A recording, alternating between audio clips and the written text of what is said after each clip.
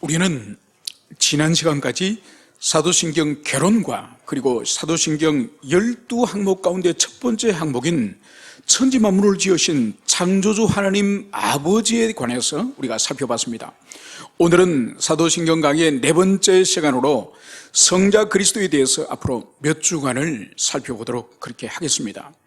여러분, 사도신경은 12항목으로 되어 있지만은 이 12항목을 또 세부적으로 구분을 하면은 성부 하나님에 관해서, 성자 하나님에 관해서, 성령 하나님에 관해서 이렇게 세 부분으로 나눌 수가 있습니다. 그래서 이 사도신경은 삼위일체 하나님 형태로 구성되었기 때문에 사도신경을 잘 우리가 배우고 그리고 깨닫게 되면은 삼위일체 하나님에 대한 풍부한 진리를 우리가 소유하는 것이고, 이것은 기독교 신앙에 있어서 가장 심오하고 깊고 중요한 진리이기 때문에, 그래서 2000년 교회의 역사 속에서 교회 교육의 본질이 이 사도신경을 중심으로 하여서 세례교육도 가르치고 새신자 교육도 가르치고, 이것이 그 진리의 중심이라는 것을 이것을 여러분들이 가슴에 새기시길 바랍니다. 여러분, 사도신경 가운데에 이 삼위 하나님 가운데 가장 많은 분량을 차지하는 것이 바로 이 성자 그리스도에 관한 부분입니다. 그래서 12개 조항 가운데 무려 절반 6개 조항이 성자 그리스도에 관한 진술로 기록되었을 정도로, 이 정도로 많은 양을 차지합니다. 여러분, 왜 그리스도에 대해서 성자 예수님에 관한 부분이 이렇게 많이 차지할까요? 이거는 두 가지를 생각해 볼 수 있습니다. 바로 초대교회 때부터 이단들에게 있어서 이 성자 예수 그리스도, 우리 주님 예수님에 대한 많은 도전이 있었기 때문에 이 부분에 있어서 분명한 교리적 진술이 필요하기 때문에 성부나 성령에 비해서 이 성자에 관한 부분이 많은 것을 볼 수 있습니다. 그래서 예수님이 계셨던 시대나 예수님이 하늘로 올라가신 직후부터 벌써 이단들의 공격이, 예수님은 이 땅에 사람으로 태어나신 분이 아니다, 그냥 사람들이 볼 때에 사람으로 태어난 것처럼 보이지만은 그것은 실체 몸이 아니라 환영을 가진 그런 존재다. 그래서 주님이 부활하셨을 때도 육체의 부활을 성경이 말씀하지 않습니까? 그래서 도마가 믿지 않았을 때에 주님이 옷을 올리시면서 자기 옆구리에 창자국을 보여주시면서 도마 손가락을 집어넣도록 하셨고, 손바닥에 있는 이 못자국을 직접 보여주지 않습니까? 성경은 주님의 육체의 부활을 말씀하는데, 육체의 부활도 아니다, 그냥 사람들의 눈에 보였을 뿐이지 그것 또한 환영이다, 이렇게 주장을 했습니다. 그리고 우리 예수님을 신인, 즉 하나님의 신성과 사람의 인성을 가지신 분이라는 것을 부정하고, 우리 예수님은 평범한 사람이라는 거예요. 평범한 사람인데 요단강에서 세례를 받을 때에 바로 하늘에서 성령이 강림하면서 그분이 메시아가 된 거예요. 그래서 공생의 3년간 성령의 힘으로 메시아를 감당하다가 십자가에 죽으시면서 이제 숨지면서 우리 주님에게 임하셨던 성령이 떠나면서 이제 메시아에서 다시 평범한 인간으로 돌아갔다, 이렇게 또 주장이 있었습니다. 또 그리고 어떤 이단 가운데서는 아리우스입니다. 이 사람은 예수님은 하나님은 아니야, 삼일째 하나님은 부정하지만 그러나 천사들보다는 훨씬 탁월한 하나님이 지으신 피조물 가운데서는 최초의 피조물, 최고의 피조물이 바로 예수님이다. 그래서 초대교회 때부터 예수님에 대해서 많은 도전이 있었고, 여러분, 이 도전은 오늘날도 성부 하나님과 성자 하나님과 성령 하나님 가운데에 가장 이단의 도전이 많은 부분이 바로 성자 그리스도, 예수님에 관한 부분이 오늘날도 이단의 도전이 가장 많습니다. 그래서 오늘날도 자칭 재림 예수, 나는 이 땅에 다시 오신 재림 예수다, 이렇게 주장하는 사람이 우리 한국에만 30명이 넘어요. 여러분, 예수님이 이 시대에 얼마나 많이 우리와 함께 사는지 모릅니다. 다 거짓말이죠.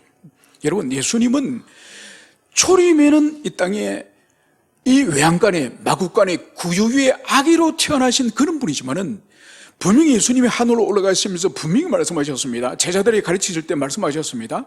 바로 하늘 구름 타고 천사를 데리고 하나님의 나팔 소리가 울려 퍼지는 그 가운데 하늘로부터 강림하시는 분이에요.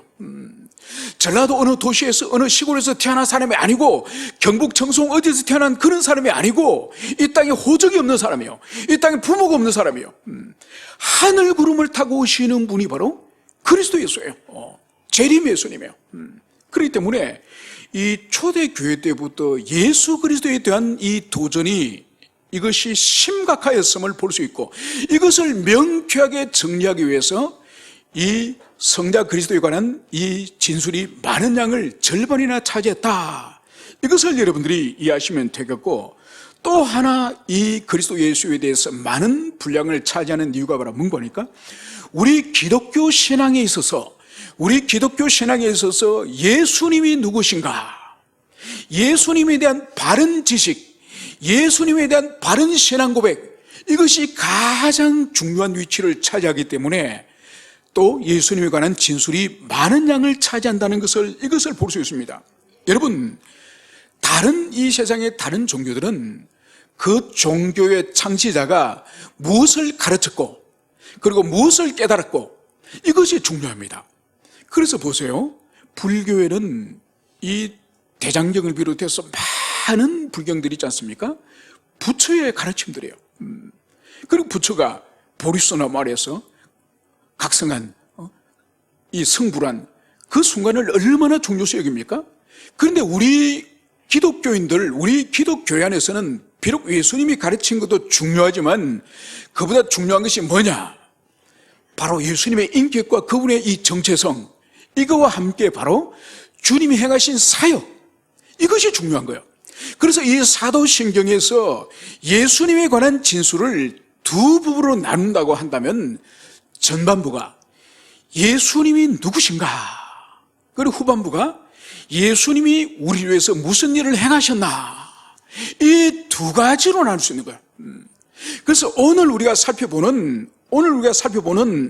이 고백, 그 외아들 우리 주 예수 그리스도를 믿사오니, 이것이 바로 전반 부분에 있는 예수님이 누구신가, 그래서 그분의 인격과 그분의 이 신분, 그분의 존재 자체에 대한 부분이 바로 오늘 우리가 살펴볼 것이고, 그리고 이제 이후에 우리가 살펴볼 부분은 주님의 출생에 관하여 그분의 동정녀의 잉태와 출생, 그리고 그분이 이 땅에서 고난당하시고 죽으셨던 그분의 십자가의 죽음, 그리고 그분이 3일 만에 부활하신 것, 그리고 부활하셔서 다시 하늘 올라가시는 성천, 그리고 장차 다시 오실 재림, 이것이 바로 주님이 행하시는 사역이에요.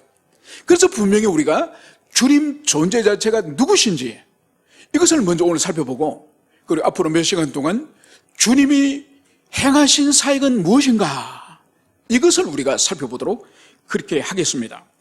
그래서 오늘 우리가 살펴볼 이 본문 안에는 4가지의 신앙 고백이 있습니다. 4가지의 신앙을 우리가 믿어야 되는 것입니다.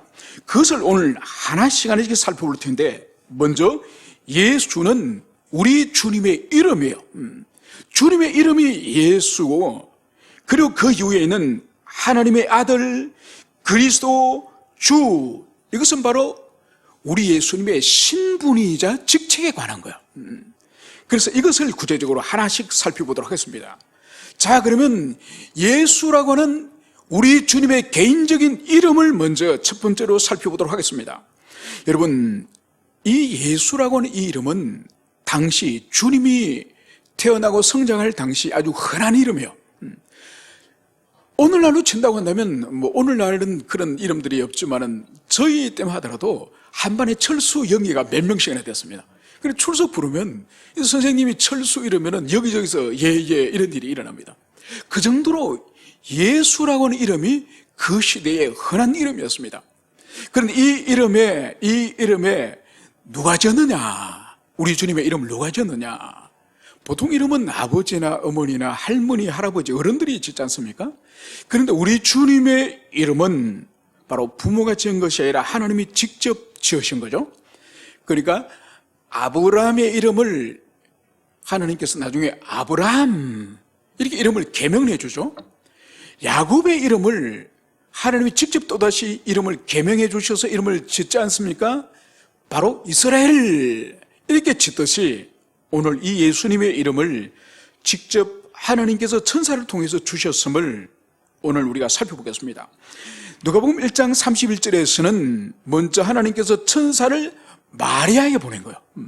마리아에게 보내서 보라, 내가 잉태하여 아들을 낳으리니 그 이름을 예수라 하라. 마리아에게 이름을 알려주는 것은 예수입니다. 자, 그리고 마태복음 1장 20절 21절에서는 또다시 천사를 하나님께서 마리아가 아닌 마리아의 남편 요셉에게 이제 보냅니다. 그래서 다윗의 자손 요셉아, 내 아내 마리아 데려오기를 무서워하지 말라. 그에게 잉태된 자는 성령으로 된 것이라. 아들을 낳으리니 예수로 하라. 이는 그가 자기 백성을 그들의 죄에서 구원할 자이심이라. 여러분, 하나님께서 마리아의 남편 요셉에게도 천사를 보내서 이름을 알려주는데 여기서도 동일하게 예수라고 하는 이름을 주는 거예요. 여러분, 만약 마리아에게는 요셉이라고 하는 이름을 주고 요셉에게 가서는 예수라고 하는 이름을 주면 이 부부지간에 이름이 일치되지 않으니 혼란스럽겠죠, 그죠? 그래도 정확하게 하나님은 천사에게 요셉에게나 마리아에게나 예수라고 이름을 지어라, 이 말씀을 전하는 것을 볼 수 있습니다. 그래서 우리 주님의 이 예수라고 하는 이름은, 이것은 바로 하나님이 직접 지어주신 이름이고, 그럼 이 의미, 왜 예수라고 이름을 지었느냐? 이 의미는 바로 자기 백성을 그들의 죄에서 구원할 자, 바로 죄에서 구원한다는 의미가 바로 이 예수라고 하는 이름이에요. 여러분, 이 예수라고 하는 이름은 예수님 시대 때는 언어들이 헬라어로 사용되지 않습니까? 또 헬라어로 문서를 기록하기 때문에 예수라고 기록되었지만은 모세 시대 때 이 히브리인들이 사용하였던 그 문자로는 이 예수가 여호수아예요. 그래서 여호수아는 우리 주님 모세의 모형적인 인물이 바로 여호수아인 거죠. 그래서 여호수아는 이스라엘 백성들을 이끌고 모세를 이어서 이끌고 어떻게 하죠? 요단강을 건너서 약속의 땅으로 인도하는 사람이 여호수아지 않습니까? 그런데 우리 예수님이 어떤 분이죠? 하나님 백성들을 이끌고 천국까지 이르게 하는 이분이 바로 우리 주 예수 그리스도죠. 그래서 이 예수는 구약의 여호수아를 통해서 그 모형이 드러났고, 그래서 이분은 바로 자기 백성을 죄로부터 구원하여서 하나님 나라까지 인도하는 분이 바로 이 예수님이다. 그 이름을 통해서 그것을 계시하고 있는 것을 볼 수 있습니다. 그래서 우리는 예수님이 이 땅에 질병을 고치러 오셨거나, 배고픈 자에게 오병이어를 베풀기 위해 오셨거나, 아니면 로마 제국의 폭력으로부터 민족 해방을 하러 온, 이것이 예수님의 본질적인 사역은 아니에요. 비록 배고픈 자들에게 빵을 주셨고, 또 병자를 치유하셨고, 또 죽은 자들을 살리시는 역사를 행하셨지만은 그것이 1차적인 목적이 아니에요. 1차적인 목적은 예수님의 이름이 가지고 있는 바로 자기 백성을 그들의 죄로부터 구원할 자이다. 바로 죄의 문제. 인류가 에덴에서부터 인류가 해결하지 못하고 끊임없이 죄와 사망의 노예로 살아가는 이 모든 인류의 죄 문제를 해결하기 위해서 주님께서는 이 땅에 오셨음을, 이것이 주님의 사역의 본질이다. 이것을 여러분들이 가슴에 새기시길 바랍니다. 그래서 주님이 마지막 주간에 예루살렘으로 입성할 때에 이스라엘 백성들이 어떻게 합니까? 도로의 길에 종려나무를 이제 깔고 또 옷을 깔고 종려나무 가지를 흔들면서 호산나 호산나 다윗의 자손이여. 그 의미가 뭐죠? 다윗의 자손이여 우리를 구원해 주십시오. 다윗의 자손이여 우리를 구원해 주십시오. 이것을 모든 예루살렘 사람들이 그렇게 환호하면서 소리쳤지 않습니까? 그 의미는 이스라엘 백성들이 우리를 죄에서 구원해 주십시오, 이 문제가, 이 말이 아니에요. 바로 예수님, 우리가 이 로마 제국으로부터 수백 년 동안 지금 박해를 받고 환난을 당하고 있지 않습니까? 이 로마 군대를 쓸어버리시고 우리를 구원해 주십시오. 여러분, 이것이 유대인들이 예수님에게 원했던 거예요. 그런데 예수님은 그게 미션이 아니라니까요. 바로 죄 문제.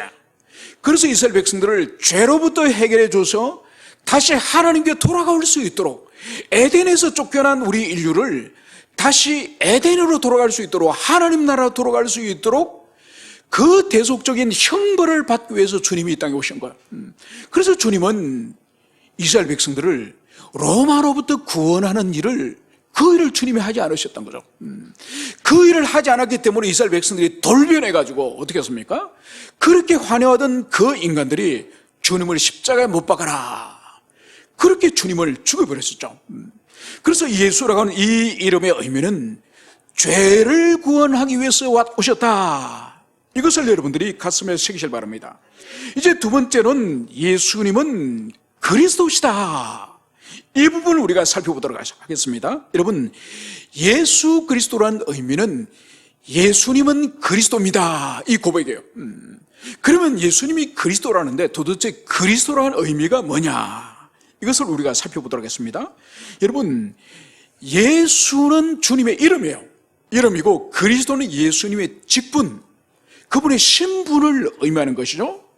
그래서 이 헬라 그리스도는, 이 헬라어로 그리스도로 번역하기 전에 구약에 있어서의 히브리어는 이 그리스도가 어떻게 부르는가 하니까 메시아. 그래서 메시아가 헬라어로 그리스도로 번역이 된 거예요. 이 뜻은 뭔가 하니까 기름 부음 받은 자, 기름 부음 받은 자, 이런 뜻이에요. 여러분, 이것은 구약에 대한 이해가 필요하죠. 구약에서는 하나님께서 당신의 이 사용하시는 종, 왕과 선지자와 제사장, 이 종들을 임명할 때에 특별히 하나님께서 그들에게 기름을 붓도록 하는 거예요. 그래서 구약에는 오늘날처럼 이런 컵이 있지 않았습니다. 컵이 있지 않아서 특히 이 솥불, 이 굵은 솥불을, 여러분 솥불 안 보셨죠? 이 솥불이 이 단단한 이런 막대기처럼 그럴 것 같지만은 이 솥불이 여러 층으로 되어 있습니다. 안에 보면은. 예. 그래서 이 솥끼리 싸움을 시키면요, 뿔과 뿔이 탁 부딪히면은 솥불이 뚝 부러지는 것이 아니에요. 뚝 부러지는 것이 아니라 외피를 둘러싸고 있는 이 얇은 이 솥불이 쏙 빠져버려요. 그 한 뿔은 이 굵은데 이 껍질이 빠져버린 한 뿔은 가늘어요. 보기가 아주 흉해요. 왜 하냐고? 제가 어릴 때 소를 잘못 먹여야 저희 소가 다른 소랑 부딪혀가 저희 소 뿔이 빠졌거든요. 그 뿔이 빠지면은 이 속값이 몇십만이 떨어져요. 그 뿔 하나 때문에. 그러니까 부모님에게 엄청 맞죠. 그래서 제가 오래오래 기억하죠. 그리고 이 뿔이 빠지면 그 안에 컵처럼 텅 비어 있어요. 그리고 거기에 술을 따라 마시기도 하고 우유를 마시기도 하지만은 바로 하나님께서 선택받은 종들에게 기름을 붓기 위해서 거기에 기름을 가득, 올리브 기름을 가득 채워갑니다. 그걸 채워가서 새롭게 임명될 왕 사울 왕의 머리에 기름 붓게 되었고, 다윗 왕은 3번씩 기름을 받았습니다. 그리고 솔로몬도 받기도 하고, 그리고 하나님의 종 선지자들에게도 이 기름을 붓는 거예요. 이 기름을 머리에 붓는 것이 무슨 의미일까요? 여러분, 기름이 머리에 부어지면 얼마나 끈적끈적하고 좀 기분이 그렇게 좀 불쾌하지 않겠습니까?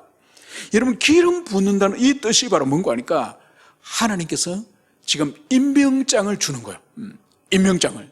여러분들이 뉴스를 보면은 9시나 8시 뉴스 보면은 대통령이 새로운 장관을 임명하거나 새로운 어떤 위원회 위원장을 임명할 때에 이제 이 대통령이 이 임명장을 주지 않습니까? 그럼 받잖아요. 바로 그 현장이 이 종들, 왕과 선지자, 제사장 머리에 기름 붓는 그것이 바로 왕이신 하나님이신 그분께서 종들에게 기름 붓는 장면이에요. 단순히 올리브 기름을 붓는 것이 아니에요. 바로 뭔가를 왕이면 왕으로서의 하나님 대신해서 이 세상과 인생들을 다스릴 만한 권능과 지혜를 부어주시는 것이고, 선지자의 기름을 붓는다 한다면 기름 부어지는 그 순간에 선지자로서 하나님을 대신해서 하나님의 진리 말씀을 선포할 수 있는 담력과 그리고 하나님의 은총을 부어주시는 것이고, 바로 대제사장으로 이제 임명된다고 한다면은 머리에 기름 부은 그 순간 바로 백성들의 마음을 하나님 앞에 아뢰면서 백성들의 죄를 위해서 이제 대속하는 그 제사를 집례할 수 있는 그런 지혜와 용기를 부어주시는 것이 바로 이 기름 부으심, 바로 임명장 수요라는 이것을 여러분들이 가슴에 새기실 바랍니다. 여러분, 그래서 구약에는 왕과 선지자와 제사장의 세 직분이 있지만은 이 세 직분이 모두가 예수님 한 인격에 그 한 분 안에 이 삼직이 모두 수렴되는 거예요. 그래서 구약에는 왕이 따로 있고 제사장이 따로 있고 선지자가 따로 있었지만은 이 세 직분이 예수님 위에 모두 임하는 거예요. 그래서 예수님은 이 땅에 하나님의 말씀을 선지자로서 선포하셨고 가르치셨고, 그리고 이 지상의 모든 인생을 대신해서 인생들이 지은 죄, 하나님 떠난 이 죄를 이제 하나님 아버지께로 제사장으로 이제 가지고 나서 제사를 드렸지 않습니까? 그런데 우리 예수님이 대제사장으로서 우리 지상의 인생들을 대신해서 무슨 제물을 드렸습니까? 구약의 제사장들은 황소나 아니면은 양이나 염소를 가지고 대제사장이 이스라엘 백성들을 죄 사함을 했다고 한다면은 이 대제사장이신 예수님은 도대체 무슨 제물을 가지고 하나님 앞에 나갔을까요? 바로 자기의 몸. 그래서 주님은 대제사장이자 제물도 되신 분이요. 그래서 다른 짐승을 죽이신 것이 아니라 자기 생명을 죽이시고 자기 피와 물을 흘리시면서 바로 하나님 앞에 속죄의 제물이 되으셨음을 볼 수 있습니다.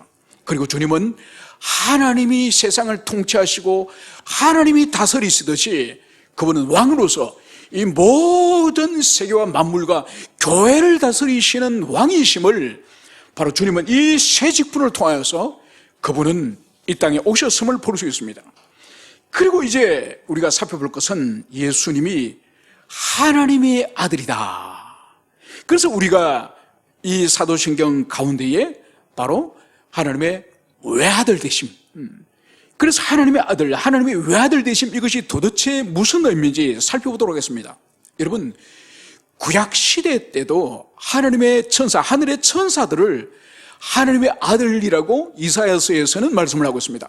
그래서 구약에서는 천사들을 하나님의 아들이라고 부른 사례가 있었고, 그리고 이스라엘 백성의 왕들, 특히 솔로몬을 하나님께서 그를 내 아들로 삼겠다고 말씀하셨습니다. 그래서 이스라엘 왕을 또 하나님께서 아들이다 이렇게 부른 그런 사례가 있습니다. 그리고 이스라엘 민족 전체, 공동체 전체를 바로 아들이다, 주님은 이렇게 또 말씀을 하신 경우도 있습니다. 그러나 오늘 우리가 사도신경에서 예수님을 하나님의 아들이라고 부를 때에 이 의미는 구약의 천사를 부를 때나 왕을 부를 때나 이스라엘 민족 공동체 전체를 하나님의 아들이라 부른 이런 의미와 전혀 차원이 다른 거예요. 이것은 뭐냐? 여러분, 여러분이 결혼해가지고 아이가 한 명 태어나지 않습니까? 그러면은 여러분도 사람이죠, 그죠? 여러분의 아기도 신생아기지만은 그 아기도 뭐죠? 아기도 사람이요. 사람인 것은 부모나 자식이나 가난하기나 사람인 본질은 똑같습니다. 그래서 예수님을 하나님의 아들이라고 부를 때 이것은 뭔가 하니까 우리가 오해를 하는 것은 우리가 이 사도신경에도 이 독생자라는 표현이 나오지 않습니까? 그래서 하나님에게는 아들이 하나밖에 없는데 그 하나밖에 없는 아들이 예수다 이런 뜻이 아니에요. 이런 뜻이 아니라 이 독생자, 하나님에게 하나밖에 없는 외아들, 이 의미가 바로 뭔가 하니까 하나님에게 있어서 이 성자 예수님은 아버지 하나님이 하나님이신 것처럼 이 성자 예수 그리스도도 이분도 본질이 하나님이다 이런 뜻이에요. 그래서 하나님 아버지에게서 아들이 하나밖에 없다 이런 의미가 아닌 거예요. 그러니까 여러분, 중국 청나라 말기에 태평천국의 난이라고 있습니다. 홍수전이라는 이 사람이 자기를 어떻게 부르는지 압니까? 자기가 다스린 그 나라를 태평천국이라 부르면서 자신의 신분은 나는 예수의 동생이다 이렇게 불러요. 그리고 하나님이 아들을 둘을 낳았는데 한 아들은 예수님이고 한 아들은 중국의 이 홍수전 반란을 일으킨 이 반란의 숙에 홍수전이 예수님의 바로 밑에 동생으로서 하나님의 두 번째 아들이라 이렇게 백성들을 선동한 거예요. 그리고 홍수전은 성자 그리스도에 대한 아들됨에 대해서 현저하게 무지한 거죠. 예수님 동생이 아니라 이때는 아버지 하나님의 하나님 되심과 함께 동등한 신적 본질을 가지신 예수님도 하나님이다. 이런 의미가 바로 하나님의 아들, 그리고 외아들, 특별히 여기서 우리가 독생자라고 하는 이 의미, 이 독생자라고 하는 이 의미를 우리가 이해를 할 필요가 있습니다. 이 독생자라고 하는 이 의미는 하나님에게서 예수님밖에 없는 유일한 아들이라는 뜻이 아니라 바로 예수님과 하나님의 관계가 이 세상에 어떤 누구, 만물 가운데 어떤 누구와도 다른 독특하고 유일무이한 하나님과의 관계다. 이것을 보여주는 것이 바로 독생자라고 하는 이 표현이에요. 그래서 여러분 보십시오. 여러분에게도 자녀가 있겠지만 저에게도 자녀가 있지 않습니까? 그래서 여러분들에게도 제가 아들처럼 딸처럼 대할 수 있지만은 제게는 아들이 하나 있습니다. 아들은 제가 볼 때는 말로써 안 되면은 때릴 수 있습니다. 징계를 할 수 있는 거죠. 그런데 이거는 저에게 유일한 관계, 저와 유일한 독특한 관계이기 때문에 제가 몇 초를 듭니다. 실제로 많이 맞았습니다. 그런데 제가 여러분을 자녀로 생각하고 딸로 생각하고 한다 할지 제가 여러분을 몇 초를 들 수 있겠습니까? 들 수 없는 거죠. 바로 하나님에게서 예수님은 이 세상에 어떤 누구와 다른 독특한 관계, 독특한 그 관계를 지칭할 때 독생자, 마치 여러분 한 분 한 분이 여러분이 있는 자녀와의 독특한 관계가 다른 사람과 다른 특별한 차이점이 있는 그것처럼 바로 그것이 독생자로 하는 이 의미라는 것을, 이것을 여러분들이 가슴 깊이 새기시길 축원합니다. 그래서 성자 하나님은 성부 하나님과 영원 전부터 신적 본질에 있어서 동등한 바로 그분이 하나님이시란, 이것은 무엇을 말하느냐? 바로 이것은 성자 그리스도 예수 그분께서는 하나님과 동등한, 그래서 삼일체 하나님 가운데 그분이 한 위격의 하나님이라는 것을 보여주는 것이 바로 예수님이 하나님의 아들이다, 이 의미인 것을 여러분들이 가슴 깊이 새기시기를 축원합니다.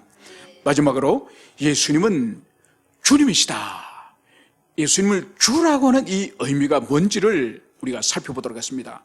누가복음 2장 11절, 잠시 전에 우리가 읽었던 것처럼 다윗의 동네에 너희를 위하여 구주가 나셨으니, 이 주를 말하는 거예요.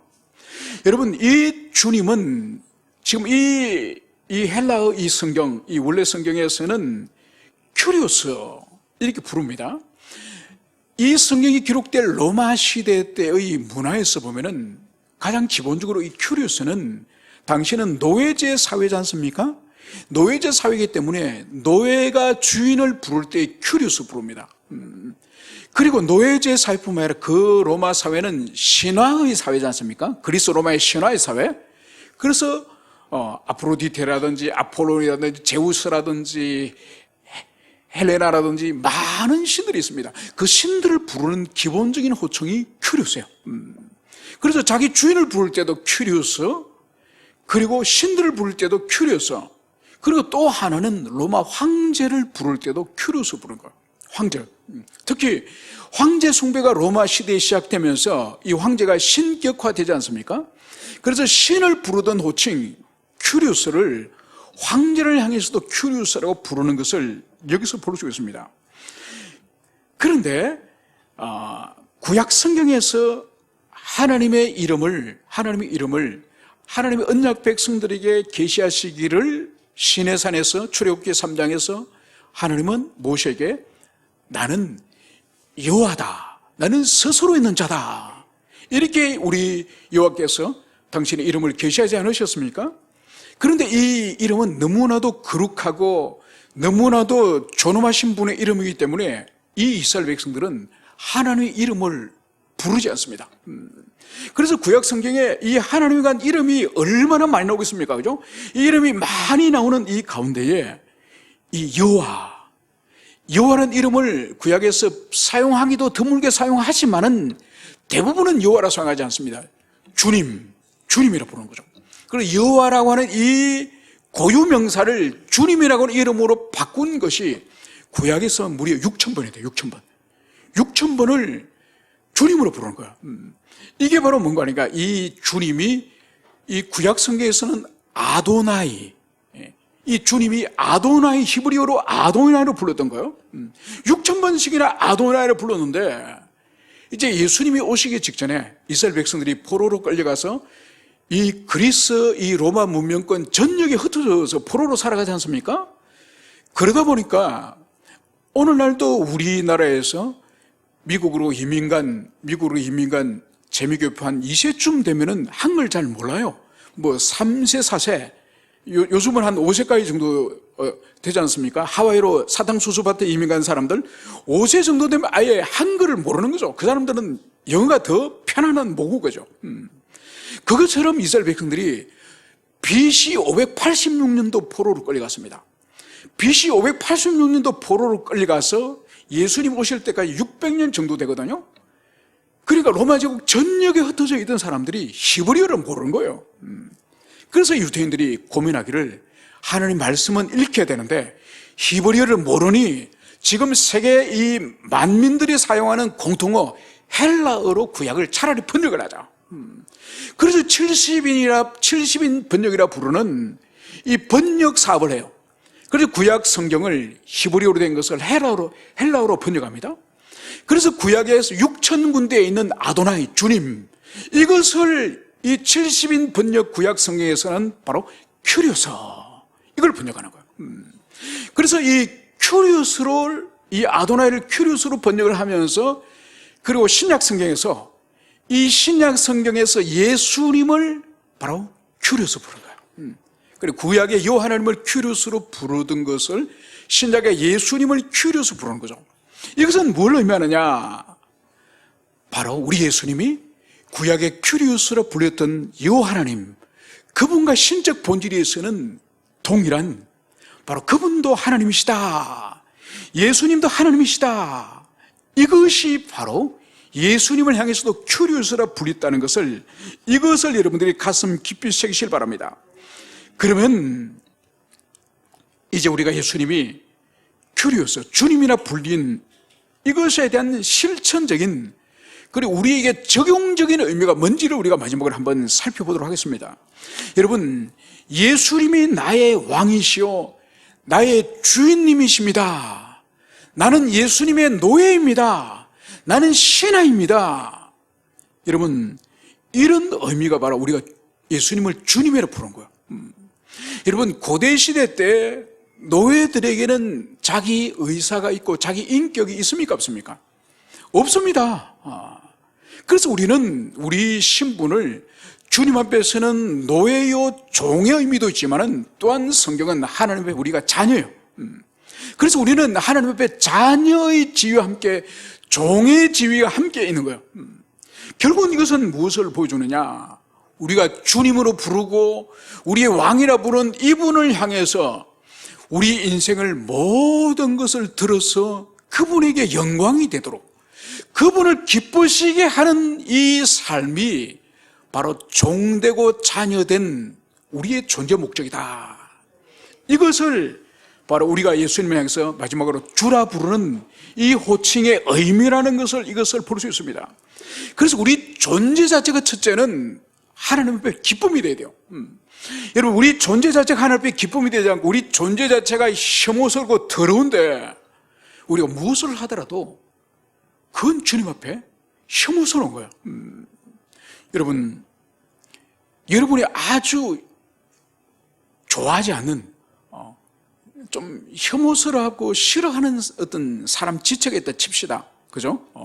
그 사람을 생각만 해도 너무 고통스러워. 저 멀리 다가오면은 다른 길로 피해서 가고 싶은 그런 인간이야. 그런데 우연히 마주쳐가 밥을 먹게 돼서 토할 것 같고 너무 고통스러워. 그런데 뭐 앞자리에 앉아가지고 먹으라고 고기를 얹혀주고 이 숟가락 위에 젓가락으로 반찬을 올려주고 먹으라고. 여러분, 이런 호의가 좋은 관계 사람이면 감사하고 고맙지 않습니까? 그죠? 근데 징글징글한 인간이 앞자리에 앉아가지고 막 먹으라고 물 따라주고 음료수 따라주고 고기 구워서 올려주고. 여러분, 이거는 호의가 아니에요. 이건 고문이에요, 고문. 여러분, 그래서 가장 먼저 하나님 앞에 우리가 이런 존재가 되면 안 돼요. 혐오스러운 존재가 되면 안 돼요. 그리고 우리가 먼저 존재 자체가 주님 앞에 기쁨이 되는 그런 존재가 돼야 돼요. 그리고 그 다음은 뭐냐? 우리가 모든 살아가는 삶 자체가 무엇을 하든지 어디 있든지 간에 우리가 하는 것들이 다 하나님 앞에 기쁨이 되도록, 그분께 영광이 되도록 모든 것들을 돌려드려야 돼요. 여러분, 예전에 제가 오래전에 신앙생활을 처음 할 때 어떤 집사님이 간증하는 걸 제가 들었습니다. 이분은 사업을 하시는 분이에요. 이분은 자기 집에 벤츠가 있다는 거예요. 그리고 벌써 한 30년 전이죠. 벤츠가 그때는 별로 없을 때. 이분은 돈이 많아서 벤츠를 타는 게 아니에요. 물론 돈도 많지만 이분이 벤츠를 딱 이용하는 거는 딱 한 가지 목적이라는 거예요. 이분이 전도를 엄청 열심히 하는 분이에요. 그래서 전도를 해가지고 이분이 주일날 새 가족을 교회로 인도할 때, 평일날은 이분은 자기의 흐름한 차를 타고 다녀요. 벤츠를 창고에 넣어뒀다가 주일날 새 가족을 모시러 갈 때 벤츠를 몰고 가는 거예요. 이 벤츠는 이 하나님과 교회를 위해서 사용하는 것이 목적이에요. 자기 자신이 어디 골프 치러 가거나 여행 갈 때 절대로 타지 않습니다. 그래서 주님이 주신 재물도 하나님과 영광을 위해서 사용하는 거죠. 여러분, 이것은 우리에게 다른 어떤 일반적인 재능도 마찬가지예요. 우리에게 아름다운 음성을 줬다고 한다면은 찬양을 하기에 얼마나 이것이 교회를 위해서, 주님께 영광을 위해서, 또 교우들과 함께 찬양하기에 이 아름다운 음성이 얼마나 유익하게 사용되어집니까? 여러분, 또 어떤 사람은 요리를 또 잘하는 사람이 있어요. 요리를. 특히 우리 교회 같은 경우에는 이 음식을 해야 되는 그런 교회다 보니까 이 요리를 잘해가 반찬을 만들어서 나누어 먹으면은 얼마나 성도의 이 깊은 교제를, 이 지체는 이렇게 요리를 잘하는구나. 야, 이 지체는 요리를 준비하면서 우리 지체들 한 명 한 명을 먹을 것을 생각하면서 정말 기쁨 속에서 준비했겠지. 여러분, 그걸 생각하면 그 지체가 얼마나 사랑스럽겠습니까? 그리고 주님이 우리에게 시간을 주시죠. 그 시간을 낭비하지 않고 그 시간을 어찌하든지 간에 기도를 하고 찬양을 하고 복음을 전하고, 여러분, 시간을 잘 사용하는 거예요. 주님이 주신 물질 말할 것도 없죠. 주님이 주신 건강 말할 것도 없죠. 여러분, 그래서 우리 존재 자체가 하나님의 기쁨이 될 뿐만 아니라 우리가 사용하는 모든 것들이 주님을 기쁘시게 하는 이 헌신이 바로 우리가 예수님을 주님이라 부른 이 의미는 것입니다. 입으로만 주라고 부르면서 자기 마음대로 시간과 마음과 이것을 사용하는 것은 입으로는 주라고 말하면서 속으로는 내가 주님이야, 내 인생에 내가 주님이야, 이렇게 말하는 것과 똑같은 거죠. 그래서 오늘 우리가 성자 그리스도 예수에 대한 6가지의 고백 가운데 첫 번째, 바로 이 고백이 예수님이 우리에게 누구신가, 그분의 인격과 그분의 정체성에 관한 이 부분을 토대로 해서 이제 나머지 5가지의 고백을 우리가 다음 주도 이어서 보도록 하겠습니다. 함께 기도하시겠습니다.